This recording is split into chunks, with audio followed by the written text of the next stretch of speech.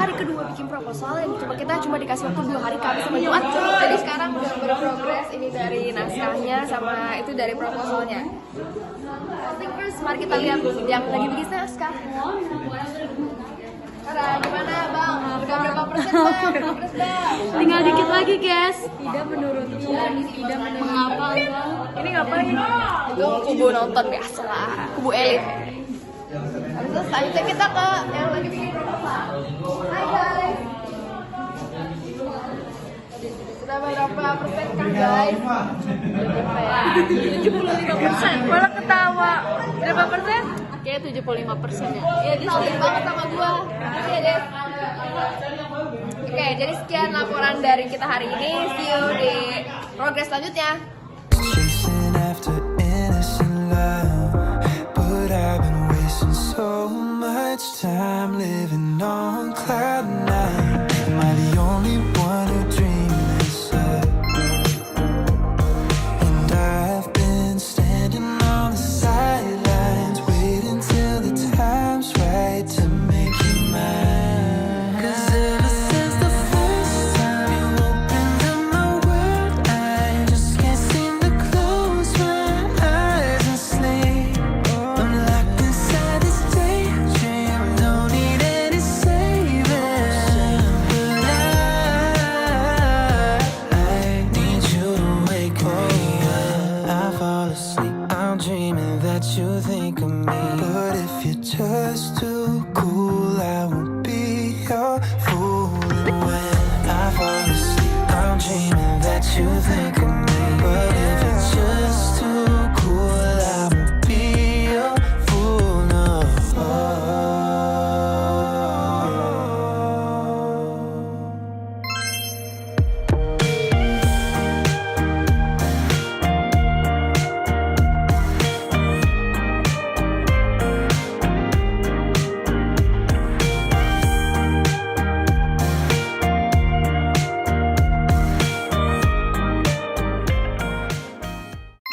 Senang dipimpin oleh Datuk Semewo yang selalu ramah. Bagaimana kalau kita bergabung dengan dan selalu Pohon rambe, itu seperti apa ya? Pohonnya besar dan memiliki buah berwarna kuning.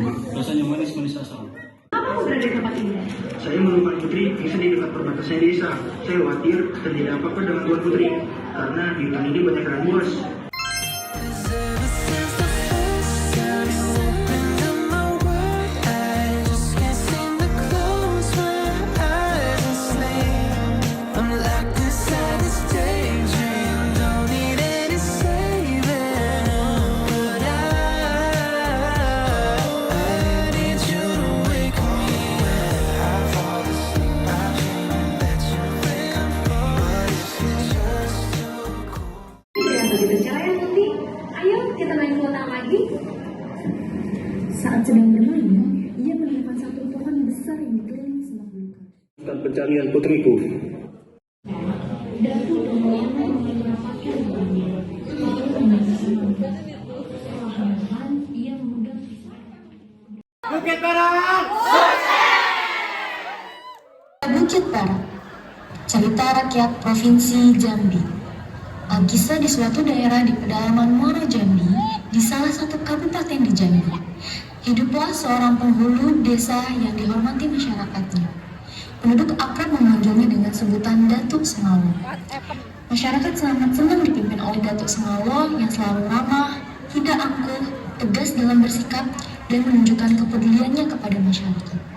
Selama Datuk Semewo memimpin desa, kehidupan desa selalu dalam keadaan aman sentosa.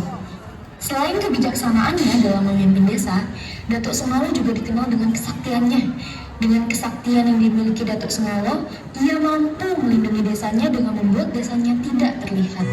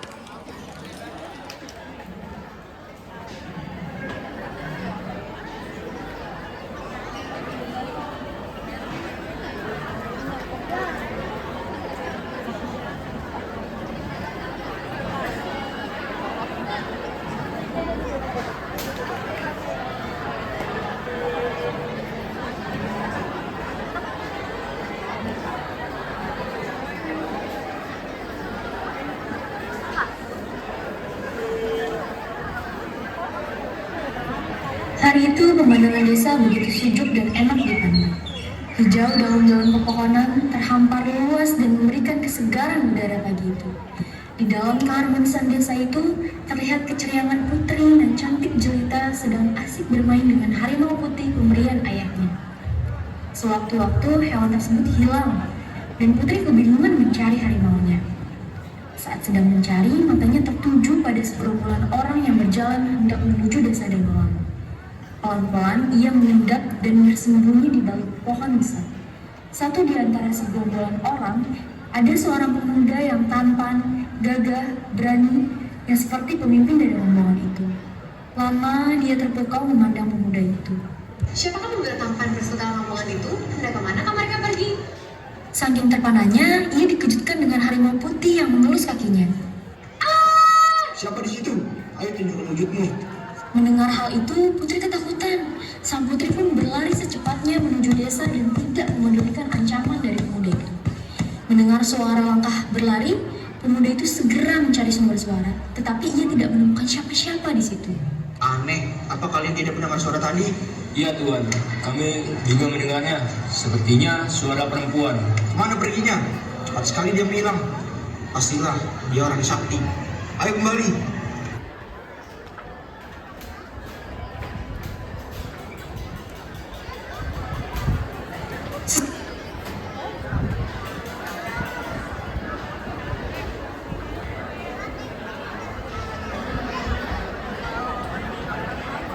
Sampainya di desa Danau Lamo, pemuda itu menceritakan peristiwa yang terjadi di perbatasan hutan desa kepada Datuk Danau Lamo, ayahnya. Sepertinya itu adalah warga desa Datuk Sengalo. Kau tak akan pernah bisa melihat mereka jika mereka sudah masuk dalam wilayah desa Datuk Sengalo. Datuk ini sudah memagari desa itu agar tidak terlihat dengan kesaktiannya. Bahkan sampai sekarang aku pun tak tahu kesaktian macam apa yang dimiliki Datuk Sengalo untuk melindungi desanya. Jika itu bisa kita ketahui, pasti desa Danau Lamo ini akan sebaik desa Datuk Sengalo. Mengapa kita tidak bertempur melawan mereka saja ya? Kita kalah kuat, bukan saja dari jumlah orang, melainkan juga persenjataan. Bagaimana kalau kita bergabung dengan Datuk Sengalo? Sekalipun kita bergabung dengan 10 desa, kita tetap kalah. Satu-satunya jalan kita harus merebut kesaktian Datuk Sengalo. Bagaimana caranya ayah? Kudengar, Datuk Sengalo memiliki seorang putri. Dengan ketampanan yang kau miliki, ayah yakin kau mampu mendapatkan hatinya dan menikahinya. Melalui putri Datuk Sengalo inilah kita mendapatkan informasi mengenai kesaktian Datuk Sengalo. Tapi bagaimana aku bisa berjumpa dengannya ayah? Itulah yang ayah pikirkan.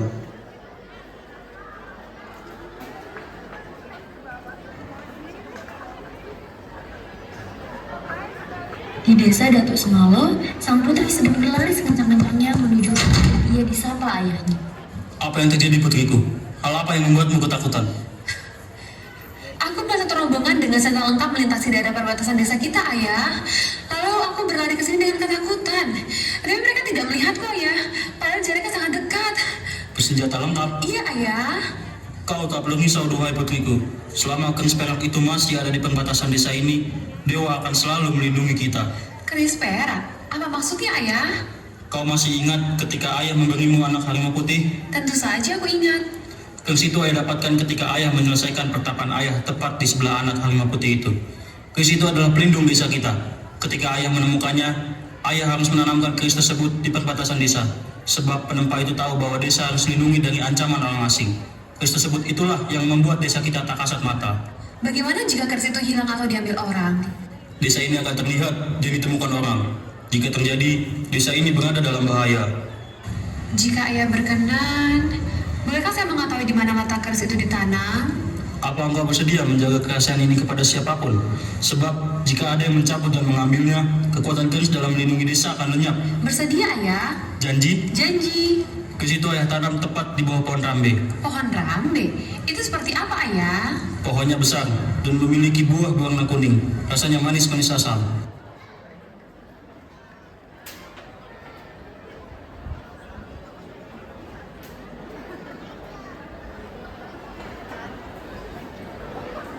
Hari ini terlihat begitu cerah ya, Putih.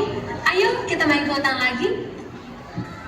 Saat sedang bermain, ia menemukan satu pohon besar yang dikelilingi semak belukar. Di atas pohon itu, banyak buah yang menjuntai berwarna kuning. Dengan penasaran, ia mendekati pohon itu. Barangkali ini pohon rambe yang diceritakan ayahnya. Buah itu terlihat menggiurkan ya Putih. Aku akan mengambilkannya.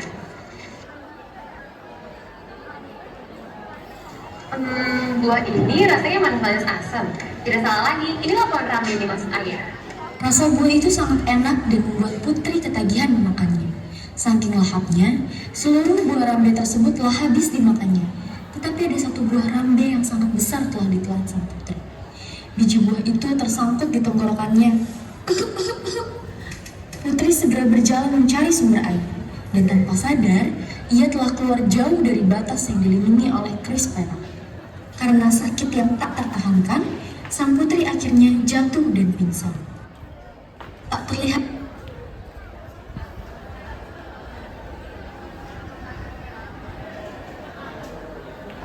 sang putri hingga larut malam membuat Datuk Sengalo khawatir. Sudah dicari di segala sudut desa, tetapi tidak ditemukan. Biasanya, Putri bermain bersama harimaunya di dalam hutan, Datuk. Iya, tetapi tak biasanya dia tidak pulang hingga selarut ini. Ayo kita cari bersama-sama, Datuk. Mereka mencari Putri menggunakan obor. Mereka menyisiri hutan hingga perbatasan desa. Akan tetapi, hasilnya nihil. Sang putri belum juga ditemukan membuat Datuk Sengalo semakin resah. Datuk, bagaimana ini? Putri belum juga ditemukan. Apa harus dilanjutkan mencari esok hari? Banggaku, kalian kembalilah ke desa. Dan aku yang meneruskan pencarian putriku.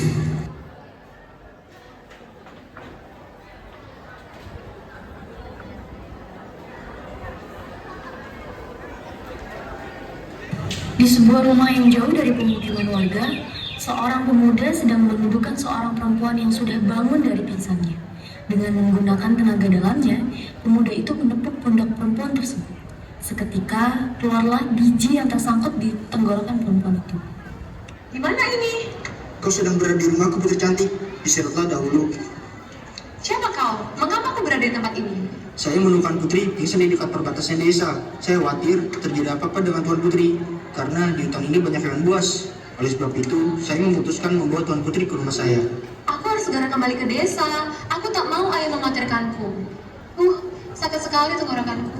Istirahatlah dahulu, Putri. Ini diminum dulu.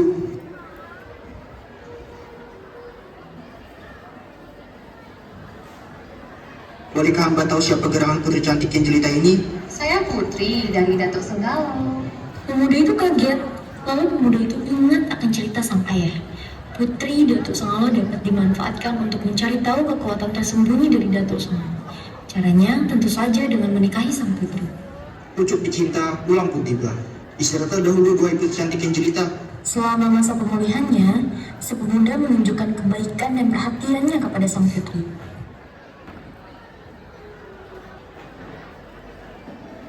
Telah lama aku berada di sini, Tuan. Aku merasa aku merepotkan Tuan. Pasti ayahku sangat ingin aku kembali ke desa. Aku berterima kasih kepada Tuan yang telah merawatku. Kecantikan Putri sungguh telah memikat hati saya. Dengan ketulusan jiwa, muka Putri menjadi istriku. Kebaikanmu dan ketampananmu membuat aku tak mampu menolaknya, Tuan. Tapi aku harus mengutarakan hal ini kepada ayahku. Tak perlu, Tuan Putri. Sebab jika Tuan Putri memberitahu hal ini kepada ayah Tuan Putri, kemungkinan kita tidak bisa bertemu kembali. Lalu, apa yang harus aku lakukan? Mana mungkin kita menikah tanpa restu ayahku? Benar juga, tetapi aku tidak bisa memasuki desamu. Ayahmu telah memagarinya dengan halimunan. Cuma dirimu lah yang bisa memasuki desa. Putri terdiam sesaat, membenarkan apa yang dikatakan pemuda tersebut. Di satu sisi, dia tidak dapat menolak kelamaran pemuda tersebut. Dan di sisi lain, dia ingin mendapatkan restu dari ayahnya. Yang penting, kita menikah saja dahulu. Baru setelah itu, kau bisa pulang ke desa dan meminta restu kepada ayahmu. Baiklah, jika itu kemauan Tuan.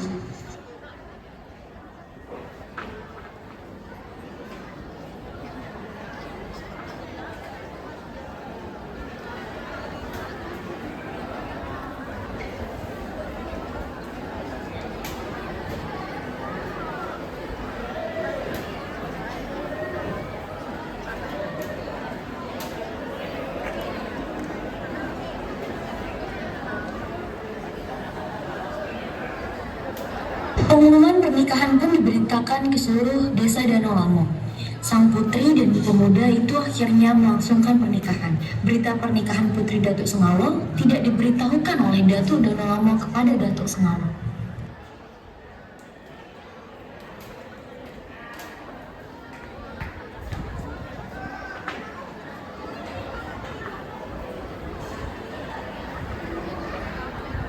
Hari demi hari telah berlalu. Putri dan suaminya tak kunjung juga meminta restu kepada Datuk Sengalo. Kecintaan yang sangat terhadap suaminya membuat Putri lupa akan kecintaan kepada ayahnya yang telah membesarkannya. Hingga pada suatu ketika, Putri sadar belum meminta restu kepada ayahnya. Suamiku, entah sudah berapa lama sejak kita menikah, kita belum juga meminta restu kepada ayahku. Bukankah dirimu sudah berjanji kepada diriku? Benar sekali istriku, aku lupa. Untunglah kamu mengingatkanku. Kapan kita mengunjungi ayah? Besok pagi, sebelum menemui ayahmu, maka kamu menceritakan tentang ayahmu, dua istriku. Ayah adalah seorang kepala desa yang arif dan bijaksana dalam memimpin. Apa yang kamu ketahui tentang kesaktiannya? Tiada, melainkan sedikit. Dapatkah kamu menceritakan kepadaku, istriku? Jika aku menceritakannya kepadamu, aku akan melanggar janjiku kepada ayahku. Tak habis akal, suami Putri selalu mencoba merayu Putri hingga bisa membongkar rahasia kesaktian ayahnya. Oh iya, aku lupa. Bagaimana cara kita meminta restu kepada ayahmu jika kau tak mampu menceritakan rahasia Datuk Sengalo? Jika kau tak mampu menceritakannya, kembalilah kau kepada ayahmu dan jangan pernah kembali kepadaku. Buat apa kita menikah kalau kau masih belum mempercayai suamimu? Jangan berkata demikian, wahai suamiku. Tidakkah kau tahu betapa besarnya rasa cintaku kepadamu selama ini? Lalu mengapa kau tidak menuruti permintaan aku kali ini? Bukankah tujuanku baik demi keselamatan warga desa Datuk dan alammu? Pertanyaan yang dilontarkan suami Putri seperti anak panah yang menghujani jantungnya, menyisakan dia seperti tidak bisa membantahnya. Apa yang disampaikan suaminya itu ada benarnya. Baiklah, aku akan menceritakannya kepadamu. Namun, maukah kamu berjanji untuk tidak menceritakannya kepada orang lain? Iya, aku janji. Kunci kesaktian ayahku ada pada keris perak. Di mana keris itu sekarang? Keris itu tertanam di bawah pohon rambe di perbatasan desa. Disitulah yang menjadi pelindung bagi desa kami. Kalau begitu, aku akan mengambil keris itu dan menanamnya di tengah-tengah desa ini. Jangan lakukan itu, wahai suamiku. Mengapa? Bukankah kita hanya ingin masuk ke desa untuk meminta restu ayahku? Tidak, aku akan mengambil keris itu dan menanamnya di desa dan alammu ini. Jika keris itu kamu cabut, desa ayahku akan dalam bahaya. Jangan lakukan itu. Apa urusannya denganku? Sudah cukup lama desa dan alam ini menderita. Datuk Sengalo dan warganya harus merasakan apa yang kami rasakan bertahun-tahun ini. Seketika suami Putri meninggalkannya. Ia bertekad mengambil keris itu. Putri tidak bisa mencegah suaminya. Dia hanya menangis, menyesal telah mengingkari janjinya kepada ayahnya. Ternyata suaminya memiliki niat jahat terhadap ayah dan desanya. Maafkan aku, ayah. Maafkan aku tak dapat menepati janjiku. Ampuni anakku ini, wahai ayahku. Pada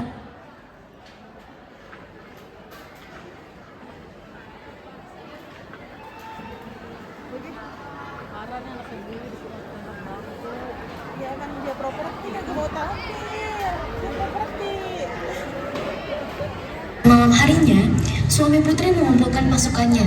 Dia mengumumkan bahwa telah mengetahui keberadaan keris perak yang merupakan kesaktian Datuk Sengalo. Sang suami dan pasukannya pergi menyusuri perbatasan desa. Sampai pada akhirnya menemukan sebuah pohon yang dipenuhi dengan buah rambe. Tanpa membuang-buang waktu, ia memerintahkan pasukannya menebang dan mencabut pohon rambe tersebut. Cepat, tebang pohon rambe itu dan cabut dengan akarnya. Tak membutuhkan waktu lama, pemuda itu menemukan keris perak yang telah diceritakan istrinya. Keris ini rupanya yang menjadi kekuatan Datuk Sengalo. Panggilkan ayah dan Datuk Dalamo. Sepertinya hanya ayah yang mampu mengambilnya. Cepat! Dengan berlari sekuat tenaga, sampailah prajurit itu di rumah Datuk Dalamo. Datuk! Ada apa prajurit? Mengapa kau teriak-teriak tengah malam begini? Ada hal apa kau mencariku? Tuan Muda sudah menemukan kunci kesaktian Datuk Sengalo. Kunci itu berupa keris perak yang ditanam di bawah pohon rambe. Namun, keris itu tidak dapat dipegang. Tuan Muda tak mampu meraihnya. Baiklah, antarkan aku ke sana. Sesampainya di lokasi keris perak, Datuk Dalamo mulai merapatkan tangannya, lalu membaca mantra. Perlahan-lahan ia memegang keris perak. Berhasil, keris itu berhasil digenggam oleh Datuk Dalamo. Baiklah, sekarang kita kembali ke desa dulu. Besok baru kita siapkan orang-orang untuk menemui Datuk Sengalo.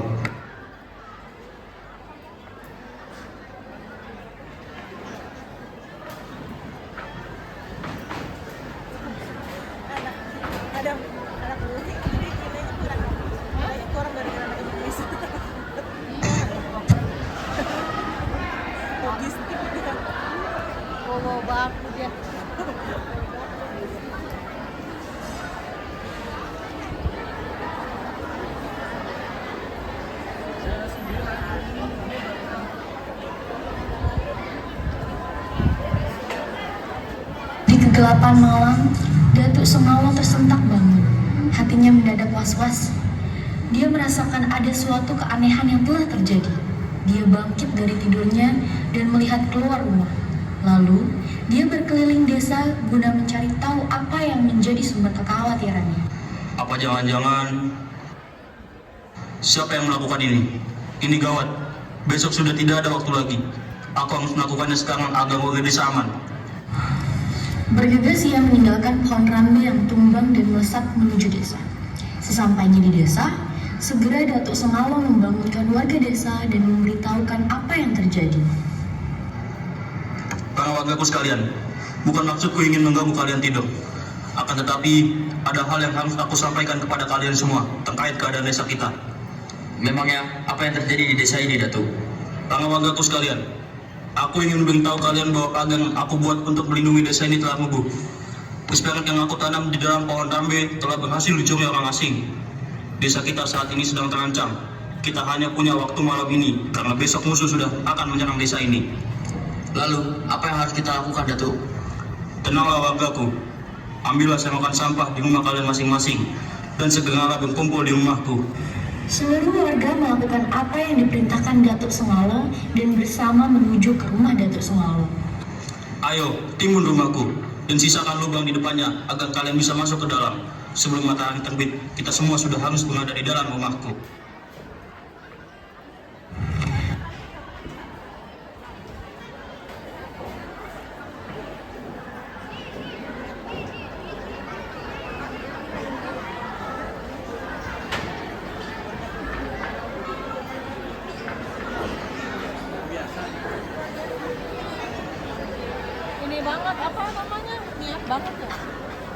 Keesokan harinya, datanglah pasukan Datuk Danolamo menyerang dan menghancurkan desa Datuk Sengalo.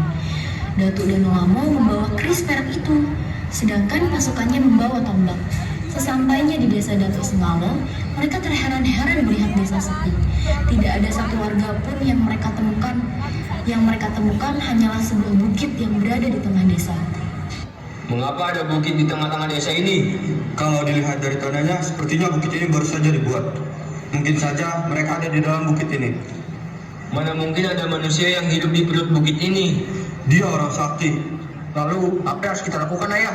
Datuk Sengalo, keluarlah. Kau tak perlu bersembunyi bersama wargamu.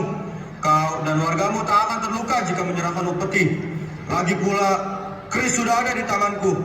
Kau tak perlu bersembunyi lagi. Datuk Sengalo, aku peringatkan. Jika kau tidak keluar, kami akan menggali dan menghancurkan bukit ini. Baiklah, ayo kita hancurkan bukit ini. Gali mulai dari depan.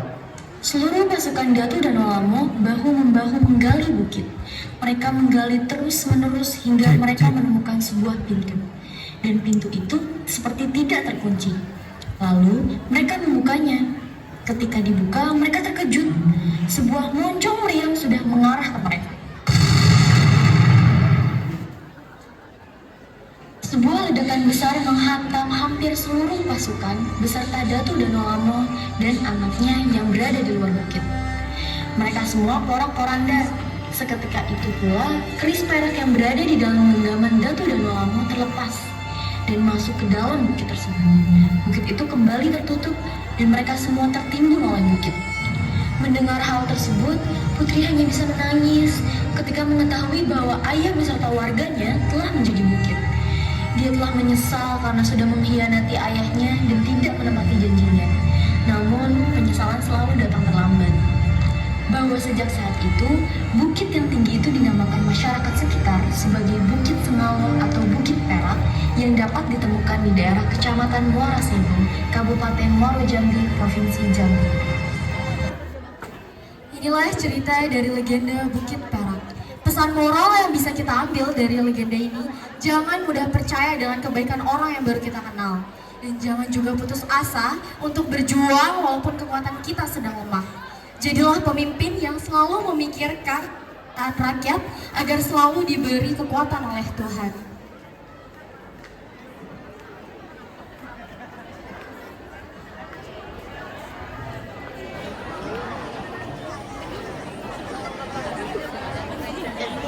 Aduh. Sekian